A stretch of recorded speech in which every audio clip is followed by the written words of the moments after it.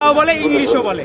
তো এরকম যাতে না হয়, বাংলাকে যাতে আমরা হৃদয়ে ধারণ করি। যখন আমরা ইংরেজি বলবো তখন আমরা ইংরেজি বলবো, যখন আমরা বাংলা বলবো আমরা বাংলা বলবো। দুইটাকে মিক্স করে আমরা যাতে জগা খিচুড়ি না করি, বাংলাকে বাংলার জায়গায় রাখবো, ইংরেজিকে ইংরেজি জায়গায় রাখবো।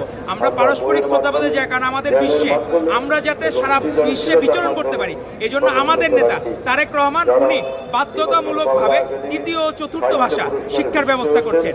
জাপানিজ, ফ্রেঞ্চ, লাতিন, অ্যারাবিয়ান, অনেক শব্দ, ফার্সি, যাতে আমরা বাংলাদেশের যারা আছেন এরা যাতে বিশ্বের বিভিন্ন জায়গায় কর্মের জায়গায় যাতে অনেক বেশি ভালো ভূমিকা রাখতে পারেন এবং রেমিটেন্সে যাতে ভালো ভূমিকা রাখতে পারেন।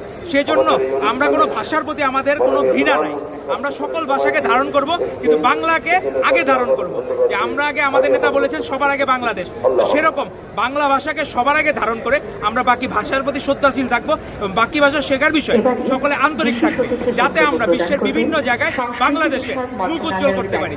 আমাদের নেতা তারেক রহমান যেদিকে হৃদয়ে ধারণ করেন, সেই ধারাবাহিকতায় আমরা সারা বাংলাদেশের মানুষ যাতে বিশ্বে যেও মাথা উঁচু করে দাঁড়াতে পারি, সেটি প্রত্যাশা থাকবে। ধন্যবাদ আপনাদের। একটা কোশ্চেন ছিল ভাইয়া।